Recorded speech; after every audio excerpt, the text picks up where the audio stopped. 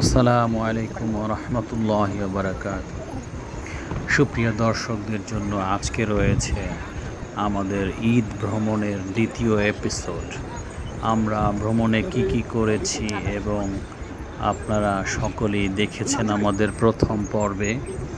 আমরা নন্দন পার্কের ভেতরে গিয়েছিলাম, ওখানকার সুন্দর সুন্দর রাইডগুলো উপভোগ করেছি। তো আজকে এখন আমরা রয়েছি এই কেবল কারে চড়তে খুবই মজা। চতুর্দিকে সবুজের সমারোহ, মাঝখানে ছোট একটি পুকুর, সেই পুকুরের উপর দিয়েই কেবল কার বিচরণ করছে। তো আমরা কেবল কারে বসে বসে দেখছি চতুর্পাশের এই দৃশ্যগুলো। কেবল কার যাচ্ছে এক দিক দিয়ে, আরেক দিক দিয়ে আবার আসছে। কেবল কার থেকে দেখা যাচ্ছে নিচে ছোট ছোট প্যাডেল বোটে করে অনেকেই ঘুরছেন। পানির ভেতরে প্যাডেল বোট দিয়ে ঘোরার মজাটাই আলাদা।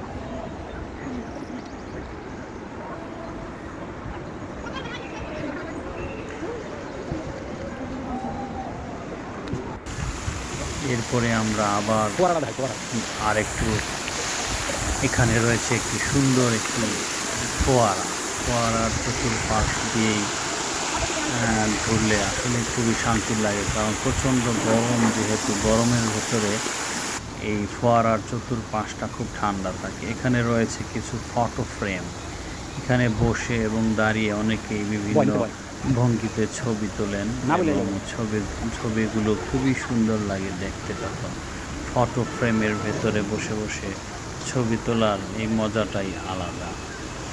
এখানে ফটো ফ্রেম, এরপরে আবার একটু ঠান্ডা পানীয়র জন্য এগিয়ে গেলাম।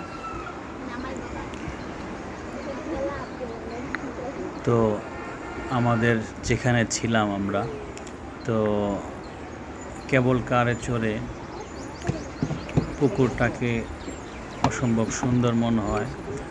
অনেকেই দেখুন ফ্যামিলি নিয়ে এখানে কেবল কারে চড়ে ঘুরে ঘুরে দেখছে, এবং এই কেবল কার থেকেই এই নন্দনের ভেতরের সকল এই জায়গাগুলো খুবই সুন্দরভাবে দেখা যায়।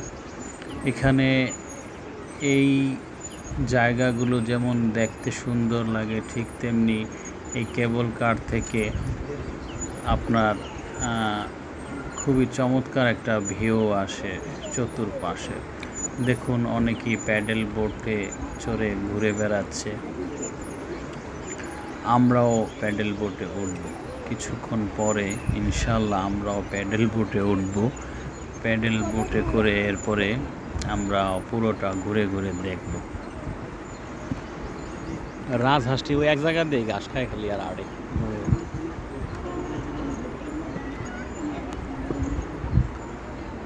সামনে দেখা যাচ্ছে একজন ভদ্রলোক ঘাসের ভেতর শুয়ে আছেন, এক পা আরেক পায়ের উপরে উঠিয়ে।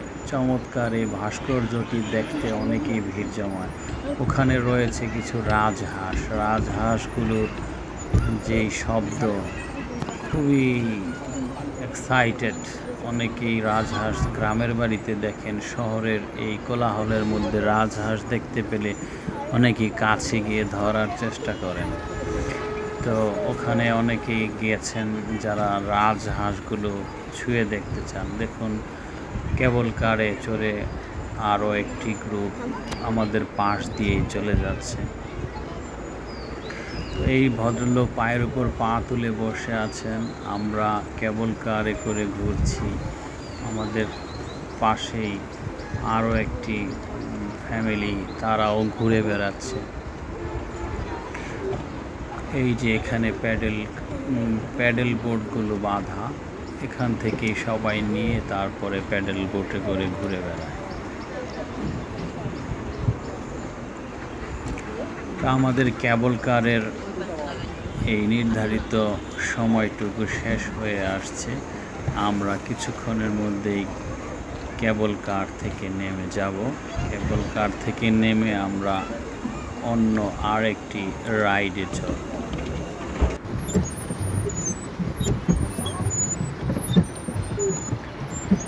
এবার আমরা চলে এসেছি প্যাডেল বোটে। প্যাডেল বোট চালানোর জন্য খুবই আগ্রহী ছিল আমাদের লাবিব। তো প্যাডেল বোটটাকে পা দিয়ে চালিয়ে চালিয়ে নিয়ে যাচ্ছে, আর উপরে আমরা তাকিয়ে দেখছি আমরা এতক্ষণ ছিলাম যেই কেবল কারের ভিতরে। আমাদের মাথার উপর দিয়ে কেবল কার চলে যাচ্ছে।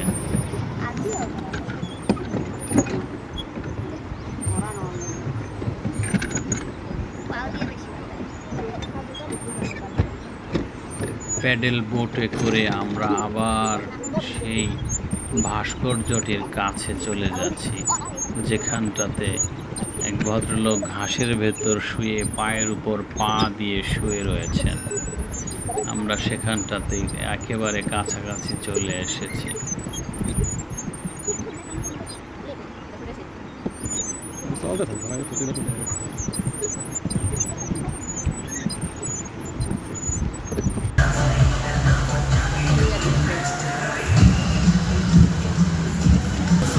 এরপরে আমরা চলে এসেছি আরেকটি রাইডে। এখানে একটি ছাতা এবং কৃত্রিম বৃষ্টি সৃষ্টি করা হয়েছে। চমৎকার এই রাইডটিতে চড়তে খুবই মজা। বৃষ্টির পানিতে ভেজা এবং এর পাশেই ছাতার নিচে আবার নিজেকে লুকিয়ে ফেলা। খুবই চমৎকার এই রাইডটিও উপভোগ করার মতো। যারা নন্দনে আসেন এই রাইডটি প্রায় সবাই উপভোগ করে। খুবই চমৎকার, বৃষ্টির পানিতে ভেজা, এরপরে ডুব সাঁতার। দেখুন বৃষ্টির পানিতে কত সুন্দর এই ভদ্রলোক ভিড়। চমৎকার এই বৃষ্টির আবহাওয়াটা তৈরি করেছে এখানকার পার্ক কর্তৃপক্ষ।